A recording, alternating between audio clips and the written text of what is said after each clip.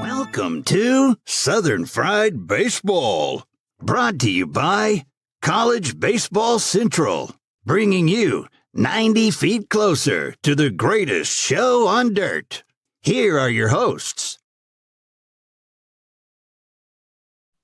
Welcome back, college baseball fans. We have a week 2 recap on deck for you. Lots of good happened in the SEC. One not so good for one of those teams. One mild overreaction, if you will, for the South Carolina fans. It's Jake and Nick back here talking SEC ball. Nick, how are we doing this weekend? Doing well. I mean, obviously there were some big storylines to talk about today, so we'll get into that. Let's talk about the team that I think won the weekend more than anybody else. The LSU Tigers go down into Jacksonville and just roll through that weekend over on D1 baseball. I watched that UCF game on Sunday and came away thoroughly impressed. What did you think of LSU? So we'll get to this later. I think Auburn was my most impressive of the weekend. Personally, I think they made the biggest statement. LSU kind of just took care of business as usual.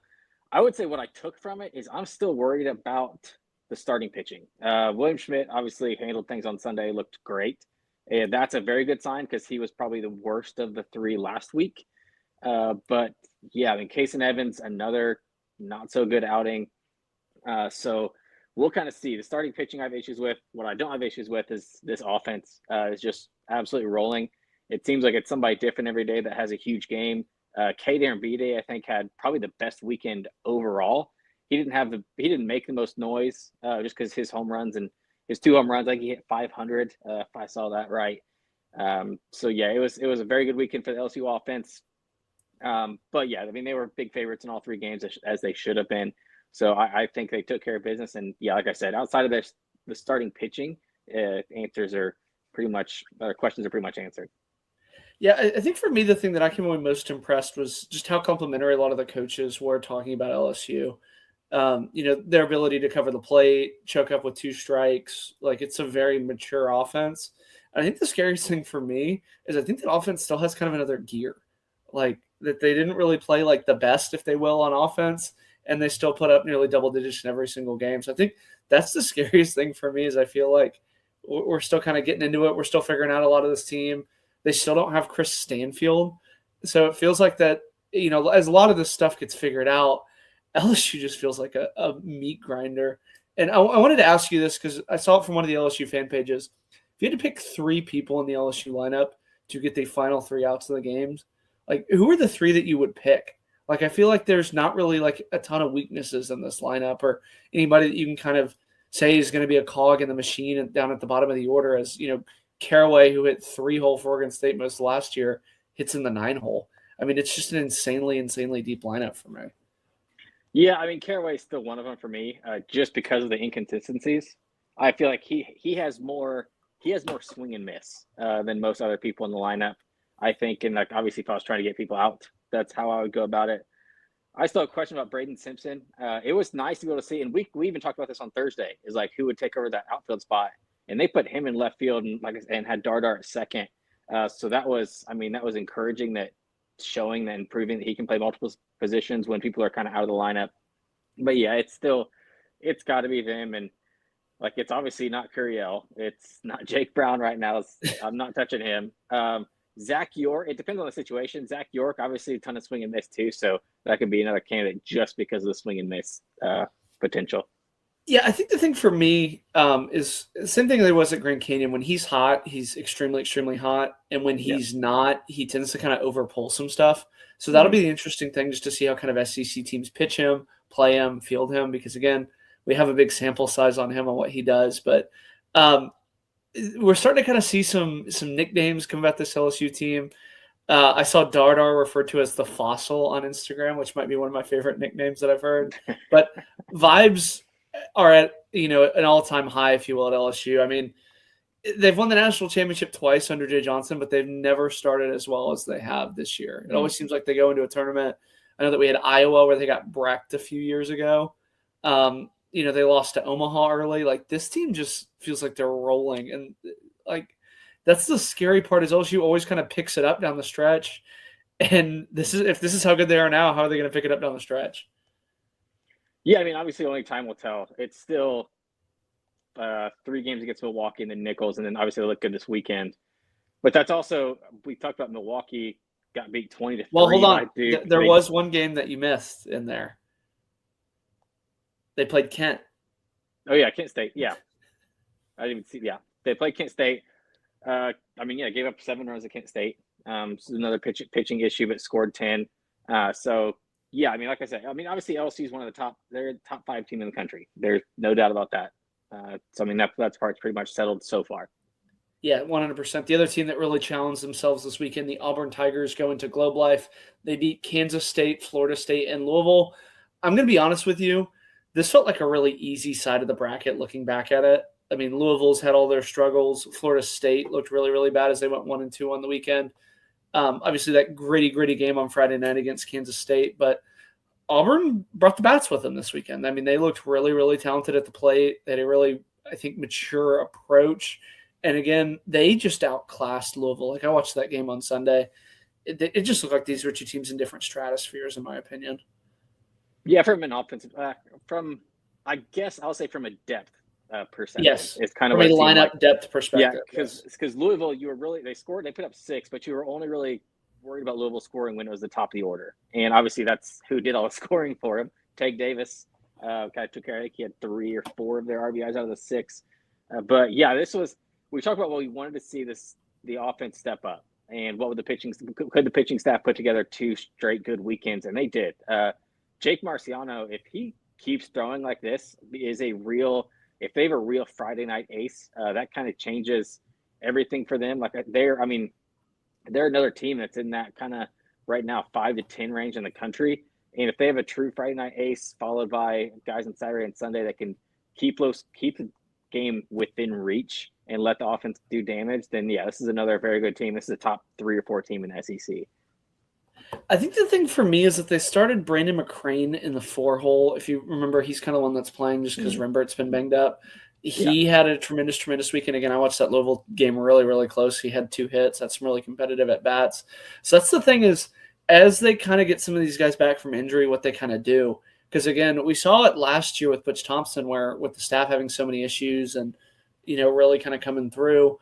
The lineup, I think, has, issues in a good sense on who they're going to play.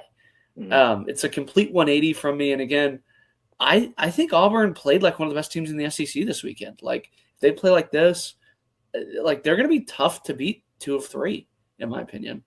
Yeah, it felt like that and I think part of it was because of the offensive expectations we had. Like this was one of the few teams, at least for me personally, that it felt like I knew the lineup going in opening day where it's like, okay, we know who they brought back. We know who they brought in. This is going to be their lineup. And it didn't look great week 1. So I think a lot of it was Butch Thompson going like, okay, let's see if we can switch some things up a bit and maybe some things will work out differently, or maybe things will gel better if he hits in the 4 hole instead of the 8 and just kind of move some things around. And clearly it did. And even if it's part of, you're just guys need to be woken up and hey, the season has started. Chase Fralick was one who kind of limped through weekend 1, looked like himself again this weekend. So he was good. Missing Rembert. Bub Terrell was all over the place. I think he had 3 or 4 stolen bases this weekend. So yeah, he had a couple of really clutch singles too. And those too, yeah. That was one thing too. When I was following along on Twitter, I felt like every single highlight was Bub Terrell. Yeah, it really was. So the offense kind of did its thing, and then we mentioned the pitching staff, and it's also once Christian Chatterton and Andres Alvarez kind of, I hate to say the word figured out, but they need to figure it out because those are 2 of their more talented arms. They just aren't throwing fantastic yet. This will be a very, very good team come when it's May, June. I really liked Chatterton kind of in that Sunday bullpen role. I know that he threw 2 scoreless innings there at the back end. That's another one where we'll talk about it a little bit with Texas about the luxury of the staff, but to have the luxury to go to somebody like that on a Sunday to Yeah. get him innings, I think that's a really, really scary thing. Now let's switch gears to the two teams that were probably the most disappointing. Tennessee Volunteers dropped 2 of 3 to Kent State. They needed a walk-off to win Friday. I know that I was very low on Tennessee, and I don't want to do and I told you so, but I feel like a lot of the issues behind the scenes about this team lacking a leader, lacking kind of a consistency to kind of level the playing field, really kind of came to fruition for me. I know that it's early. It's just one weekend. Kent State's a really good team. But do you kind of see a little bit of the signs of maybe getting it unraveled a little bit? No, I think that's completely. I think that's a little off base. I would say we talked about it, even though I was high on them, I said they'd probably start out slow. I mean, these are all mostly sophomores that are playing, and like these are all young guys outside of 2 starters, basically in Reese Chapman, and Henry Ford. They're a young team, and this was to be expected. Like they was going to get slow out of the gate. What we didn't kind of see was it is a little bit of the offense struggling. The pitching staff has been lights out, or at least from the starting standpoint, have been extremely, extremely good. Those will be there every weekend, and they're going to keep them in every game. The Sunday got out of control and the only thing that it was the first time that I probably thought that Frank and Tony would have probably done something a little bit different is when they're in that tough situation in I believe it was the 6th inning, when it was 1st and 2nd, nobody out, game was still tied. They brought in a true freshman who had only thrown once on the season so far. He came in and threw 11 straight balls. One of those was a hit by pitch. And so then kind of things unraveled a bit. So, and this is also a team that made 3 errors after leading the country in fielding percentage coming into the weekend. So I think those are just kind of unforced things. I'm not worried, especially like as a Tennessee fan. It's one of those it's an early season. Like, is it disappointing? Absolutely. But I would say I was shocked with how good Kent State looked, and it kind of made their win against Southeastern Louisiana look good. It made the 3-run loss to LSU look good. But yeah, it was the only thing I would say. I think the timely hitting needs to be better. They had a ton of guys on base. I know they were like 2 for 13, I think, on Sunday with runners in scoring position or runners on base. So that part will have to change. But what we expected, I think, is kind of like we expected a slow start, or at least I expected a slow start. Now, do I expect them to lose to Kent State? No, but it's not like the end of the world.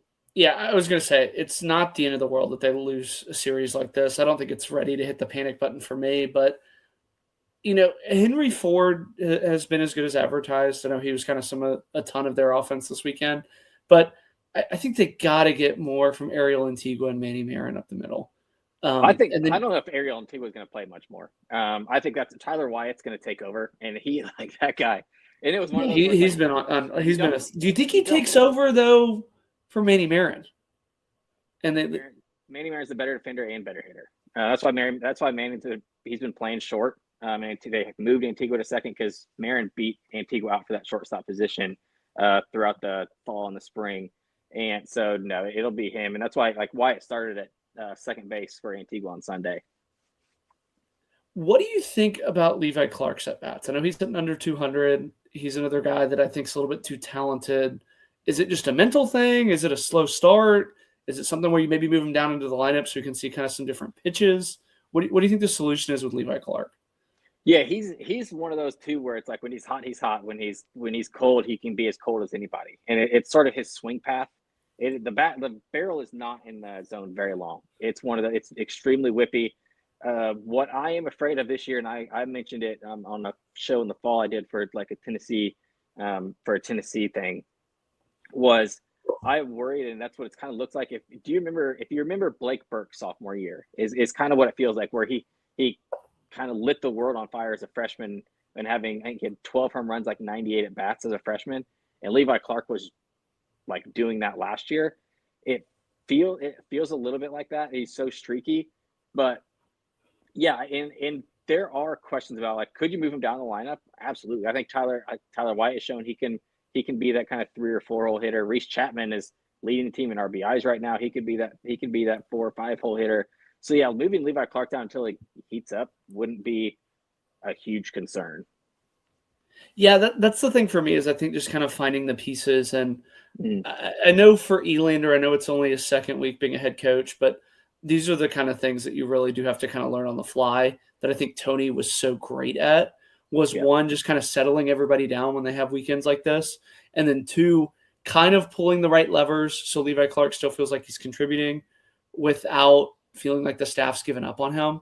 That's the other thing that I think is a really kind of underrated thing that Tony V was good at.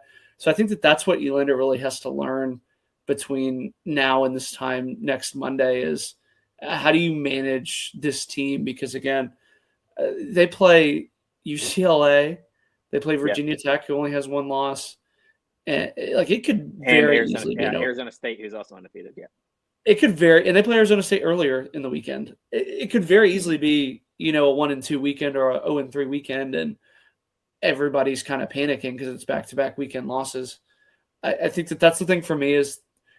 I'm not ready to say that they're 2025 A&M. I know a lot of people have kind of made that comparison, but I mean, it was a tournament early that kind of made everybody check out that A&M wasn't as good as everybody thought they were going to be. So also, there is a lot of similarities. A&M was preseason ranked once first, and I think Tennessee was picked to finish 7th in the SEC. So I still think that I can't see that comparison being made. Also, that A&M team had a lot more talent than Tennessee on paper. That's the other thing. Well, maybe. I mean they had level. I mean, like especially for what it's doing this year. That's the thing that I think really scares me about this Tennessee team. Is even if Tony V was there, I don't think that this is like a top 5 SEC team. And now they don't have kind of the magic of Tony V or getting them to play up. I think that's the one thing is, I think Tennessee fans need to kind of temper expectations. And I think that losing to a 3-0 quality opponent like Kent State is something that an SEC team in kind of that 10 to 12 range does. And I know a lot of Tennessee fans kind of think that they should be in the top 5.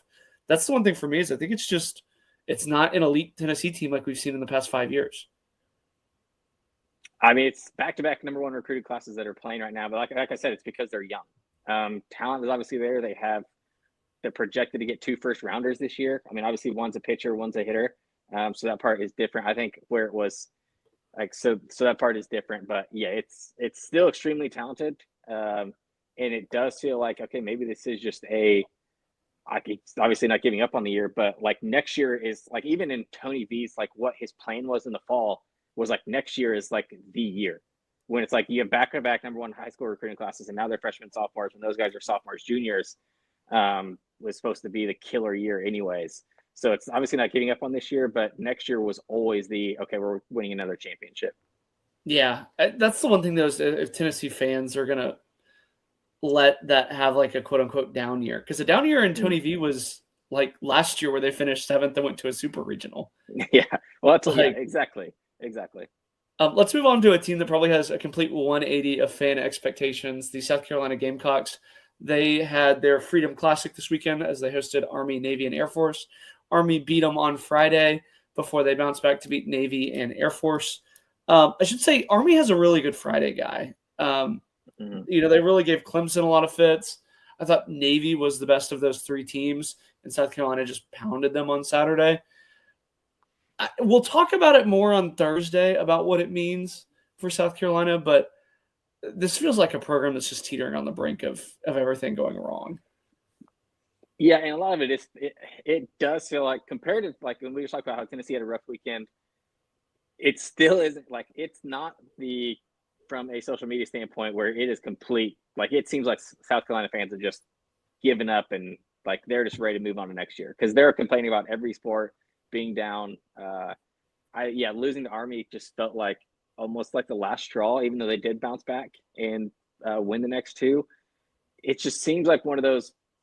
It is tough because they feel like under Ray Tanner winning back-to-back championships, and it just like you want to get back there, and it just doesn't seem like they're anywhere close to that point.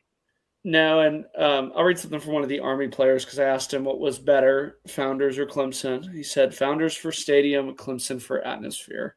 I think that like 1,000% agree with that. I think that's the most embarrassing part to me is like I remember getting in like Twitter battles with like the South Carolina fans, and now like I don't see any of them. Like they just don't care, which I think is the most pathetic thing about South Carolina in the last 5 or 6 years is that it was a diehard fan base, and it's just a shell of itself. And they'll do the Clemson thing where they'll do a home, neutral, and then road. If Clemson sweeps them, it might be instantly time to pull the plug on the Mainieri thing because they spent a lot of money. It's early, but I think the fan base would check out if they get swept. I mean, I think they get swept because it's also you're getting the home game is Friday, which means you're also getting Aiden Kanak on Friday as well. I don't see South Carolina scoring enough personally off of him to be able to win that one, and then you're neutral, and then you're at Clemson on Sunday. So they will. I think they'll be lucky to steal one, but yeah, it's kind of grim. I know most of the time, and you talk about the South Carolina social media stuff on Twitter and everything. Now it's most that we hear from South Carolina is our guy Ron Burgundy over there who just posts the sad gifs and how he's crying. So it's very relatable. So it's a struggle right now for them, and it does honestly feel like and it's weird to say, but it feels like they're just so over it now that they don't care as much as they usually do. Yeah, and it really is sad. Let's switch gears into a more positive note. Liam Peterson shoved on Friday night against Kennesaw State as Florida sweeps them in all 3 games. I called it. I knew he was going to have a bounce back game. It seems like, I guess Sully needs to be in the dugout for all of his starts, and he'll pitch all right. Yeah, I mean, Q's taking credit for giving Liam Peterson some bulletin board material. Clearly, he needed it. I mean, it looked a lot better. The Kennesaw State offense is not bad either. We kind of talked about that coming into the weekend, and we saw that when they scored 9 on Sunday. And Aiden King is Aiden King again, dude. That guy is the king. Yeah, that guy is very, fitting very last good. name. Yeah, that guy is very, very good. And the offense answered questions again. Cade Kurland, didn't even play, I believe, Saturday or Sunday, or maybe just Sunday, as he's still nursing some soft tissue stuff. But this offense is very good. Seems to be clicking, and unfortunately, we're not going to find out. Like FIU's okay. The FIU offense looked good. They play Miami this weekend. Yeah, but they have. I was saying they have FIU on Tuesday, Wednesday, and then they get a Miami offense that looks very dangerous. So that'll be interesting to see how Peterson and King look next weekend. We'll get a much more realistic look of what the starting rotation should look like. Let me pull up the Miami stats just to kind of look ahead, because I almost didn't believe it, but 144 runs in 9 games is the most in Miami school history. 30 runs is tied for the second most in a single game. 9 homers ties a team record. 5 homers in an inning, team record. Cavez is the second Miami Hurricane to hit 2 homers in 1 inning. Yeah. So, I mean, it's just like, it's going to be a grind, I think. Well, poor Lafayette didn't have the run rule on. So they had to play the whole 9 innings on Sunday to get to 30. I mean, they scored 4 in the 8th, 4 in this. It's just, that was a rough one, but. Whew. I mean, I think that's going to be the one that there's a lot of these SEC teams that we'll talk about on Thursday where we'll know a lot more about them on Thursday, but I think Florida's a big one of that. Obviously, Liam Peterson, which, by the way, I have a pretty good source that says he saw Q's tweet, by the way. Oh, I know. Q got told that too. But, everything's good down in Gainesville, obviously Miami. We'll kind of breeze through some of these other ones. Missouri dominates New Haven again. I said Friday that would be the most embarrassing loss. Looking back with how Missouri played, I still stand by that would have been a really embarrassing loss. Oklahoma obviously rolled through Coppin State. Coppin State's one of the worst Power 5 programs. Alabama swept Rhode Island, who is again winless. Vanderbilt again swept a winless Marist team. Georgia, I know that Samford kind of gave Alabama a little bit of fits during the midweek, but they roll. But I think the thing for me that I want to talk about with them is, what do you think of Trey Phelps' shoes? That kind of seems to be the biggest thing with Georgia. the neon cleats. Again, if that's the biggest issue with with Georgia's weekend is that Trey Phelps cleat color, I think that's kind of a sign of a good weekend. I don't care if he's wearing flip flops. If he keeps hitting like he's hitting, he can march out there in whatever he wants. Yeah, obviously Wes Johnson took a cheap shot as guys taking money from portals. Um, which brings up an interesting point to me because it seems like every single coach in the SEC now has said that don't come here if you're just about money. So it begs the question, what program do you think is getting guys that get money if all these SEC coaches are going out in public and saying we don't want guys that just want money? I think we know the few answers to it. I'm not sure if we want to say them out loud, but yeah, I think we know the answers, and we see, at least I know I've seen from kind of some back end stuff about who's getting paid what. So there are 3 very specific teams kind of on that list, and rather not say it out loud and kind of reveal who I'm hearing it from. And again, it's not Georgia, despite all the rumors with their portal. But I think for me, the thing that really jumped out about the Georgia Bulldogs this weekend was Colby Branch, the guy who's an old school transfer because he's been there for so long. You kind of almost forget he's on the team. He had a phenomenal weekend. And we spent about 5 minutes talking about him on Thursday. So I know timing. He's an insane talent that, again, I think people kind of forget about. Anything you want to add on Georgia before we move on? It was good to see Volchko again with another great outing. We talked about he needs to be that guy, and it's so far so good against. And I would say, especially competition wise, I mean, Stetson is no slouch. Neither is Wright State offensively. So I think those are 2, like, they're obviously not SEC offenses you're facing, but those are 2 like top, I don't know, 100 to 150 offenses in the country. So it's still pretty good offenses to face off against. So that was very good to see. And Matt Scott, I didn't realize, because I hadn't seen video. I had heard about him having a good fall. I didn't realize that they had changed his release point. Yeah, I know that was kind of surprising for me too. Yeah, so his release point is 7 inches higher than it was. It looked, and I saw somebody compare it, and it looks the exact same as, like, it looks like Verlander's release point now, where he's getting more right on the fastball, and instead of his slider that he uses, I think his slider he uses like 38% of the time. Used to be more of like a frisbee type, and now it's got a lot more depth to it. From kind of it now, it's more like I would say, come from that 2 o'clock standpoint. So that was surprising to see, because that was the first time I'd actually seen him throw. And yeah, I mean that's a difference maker for them, and obviously another arm out of the portal. Yeah, I think for me, I saw a tweet where they had those pitches overlaid with the slider and his fastball. And I don't, again, I know it's hard to hit in the SEC, but I don't know how you're supposed to hit those. Like, they both come out at very similar release points, and then the slider just dies and cuts really, really late. But I think for them, they're going to get Kenny Ishikawa back eventually, but it almost seems like he should just go back to being just a fielder with the outings that they got out of Volchko and Scott.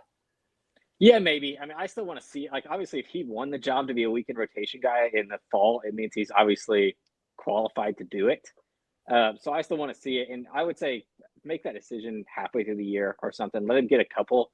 I would say at least a couple weekend starts. And if anything, like, he can be kind of that bullpen guy where it's like, okay, you bring him in for 2 or 3 innings in a tough situation, maybe especially Sunday when you might be light on some arms or something like that. But yeah, I think he's still got to be utilized. He's too good not to be, and just completely make him one way.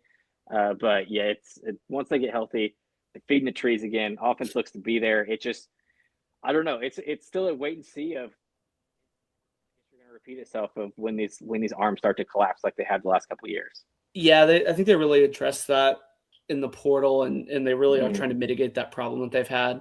We'll group these 3 teams in together, as it was 3 series that I thought were pretty underrated that ended up being not underrated at all. Arkansas sweeps Xavier, Missouri State gets swept by Ole Miss, and then Texas. I know that Michigan State kind of played them close for a little bit, but I think dominating is the right word for Texas against Michigan State. I guess for these 3 teams, what was the most surprising, I guess, outcome out of these 3 sweeps? You know what? I'll go the Ole Miss pitching staff, because we talked about how high scoring this should be with what Missouri State has done historically, with how good they looked, especially offensively against Louisiana in week 1, and then to come into Swayze, which is known as an offensive ballpark. Like, hitters love hitting there, and didn't put up a whole lot of runs. And surprisingly, their worst outing was Hunter Elliott. And then after Hunter Elliott, it was just nails. And that's obviously, you're not going to get that Hunter Elliott every weekend. Like, that's a guy who's proven that he can be trusted on Fridays. Like, know what you're going to get. I mean, you're going to get a quality start 75 to 80% of the time. So I would say from a surprise standpoint, I will go like if you made me pick like something like that, yeah, I'll go with the Ole Miss pitching staff. Was probably the highlight of those 3 series. Yeah, the bullpen was phenomenal too down the stretch. I think for me it was that Xavier didn't steal a game from Arkansas. I felt like that's kind of been Arkansas's Achilles heel the past few years, is they'll dominate the series, but you'll kind of look up and it'll be like, oh yeah, they lost on Saturday or they lost on Sunday. And especially a program like Xavier that needs all the RPI that they can get, as they're probably going to be on the bubble like they are every single year, that you kind of thought that they were going to maybe try and steal one. The most unsurprising one for me is Texas. I felt like Louisville was again. It's just, yeah. It's weird because I said that I still feel like LSU's underrated. I still feel like the Texas arms are underrated despite being the consensus number one. Like, I was talking to one of the scouts in Round Rock that was also in town to see Texas. And we got talking about Thomas Burns, and he was like, yeah, he goes, it's crazy that Arizona State's Friday guy is now a bullpen arm for the Texas, and he's likely their best pitcher. Like, I'm going to get some advanced stats out this week on the staff, but the only thing that worries me, and it's probably the best problem to have, is all of their starters go so deep into games that you don't really know how good their bullpen is. That's their biggest worry right now, in my opinion. And that might be the best problem to have in the country. Yeah, that's not a huge worry. It's as long as, and the starters, most of the innings are like the unstressful innings too. It's just, they're just kind of mowing through people right now. This is a team, and unfortunately, with their schedule, we're not going to find anything more about, and we're not going to get those questions answered until SEC play starts. Yeah, again, we'll probably talk about it more on Thursday, but they're probably not going to face Cam Flukie. That kind of has lost a little bit of its luster. But, or Ohio State, I don't really think is going to beat them or anything like that. But I think for me, and again, you never want to wish this, but you almost, if you're Max Weiner or Jim Schlossnagle, you want Ruger to get chased in the 3rd or 4th. You want Luke Harrison to get chased early. I don't think Volantis is ever going to get chased early the way that he pitches. No. But that'd be the one thing for me, is just to kind of see if one of those will get chased early.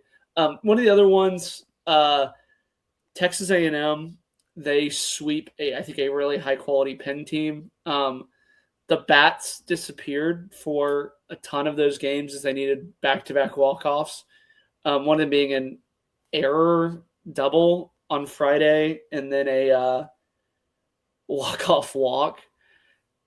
Do you feel more confident in the A&M staff having so many zeros and having an ERA at, I think it was 0.03 or 0.3? Or do you worry about the A&M bats? Because I know for me, it's kind of a glass half full, like the pitching. Like Aiden Sims on Sunday has been fantastic. The bullpen, I think, was kind of the biggest question mark. I think that's the one thing that I came away really kind of feeling good about A&M. Yeah, so this was one of the series I watched every pitch of. Just kind of had an eye on it, and luckily it ended up being a really good series, and I think that's probably why I kept turning it back on Saturday and Sunday. And I don't know what to take out of the pitching staff, because watching a lot of those pin at bats, it looked like a Northeast team who hadn't seen any pitching yet. Yeah. And they just were clearly overmatched. It just didn't, like, they weren't even comfortable competitive at bats most of the time. And I think that made a big part of it. I mean, we are 2 or 3 pitches away from talking about Texas A&M and Tennessee both lost 2 out of 3 this weekend. Like, if say that center fielder makes a good play, then we're going to the 11th. And so I think it was very concerning to see what the offense that we praised so highly last week, like, maybe is it a Tennessee Tech thing? Because the talent is obviously there, and we feel like the talent's there. Why weren't the results there this weekend? I know Hakopian's dealing with, he's obviously banged up and he was out. And so there's still. Sorrell didn't play Sunday either. Sunday, correct. And yeah, so and Wesley Jordan didn't play either, who's been their best hitter. But it feels like, and that's where we thought the depth, I don't know if, and maybe it's just like, it could just be a 1 week and one off. But when your guys are out, you expect the depth of that team or an offense like that to kind of take over, and they just didn't. It felt like it felt like one of those times where everybody just kept waiting on the next guy to get the big hit, and it just never came really. So yeah, I mean, there's concerns that can come out of this one. I think we said it coming into this weekend. There wasn't much, unless something crazy happened. There wasn't a whole lot we were going to be able to, like, I guess, take out of it. So that's kind of where I'm at on it. It's like they were close to losing 2 of these 3 games, and then we'd be having a totally different conversation. Yeah, that's one thing. They did play really good on Sunday, I should say, on getaway day. But yeah, that was Penn. You could Penn ran out of arms. I mean, that's what when you have a team like that, when you have extra inning game or one extra inning game, and then Friday was so tight, and you used like 6 arms on Friday to get that kind of 1-0 game. Yeah, once you come to Sunday and you put all your chips in the basket to win that game Friday or Saturday, yeah, you could tell they kind of ran out of bullets. I'm really curious to see what they do with Sawyer Farr, who had, I think, a really good weekend. Hopefully they can get Hakopian back for this weekend, as we'll talk about it on Thursday.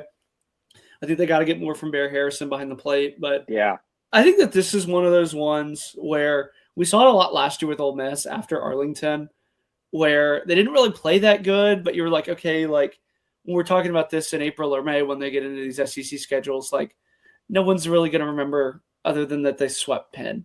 And I think that this is one of those ones where I think a team like A&M last year, who was just one of the most, I think, unclutched teams ever, loses 2 or 3 this week. I think just keeping their confidence high is the most important thing for me more than anything. Yeah, I can definitely see that reasoning. Especially, they didn't make any, like last year's team probably would have made a crucial error in like the top of the 9th to give up a run or something like that. I mean, looking at it, it was, I can't even remember, they made an error on Friday. I don't even remember when that one was. I don't think they did, because they posted a graphic that they didn't. Okay, so it says error Friday, none Saturday, and none Sunday. But so that is that. Okay, that I didn't even think about that. That part is good compared to last year's team, who it does feel like they would have screwed something up and figured out a way to lose one of those 2 games.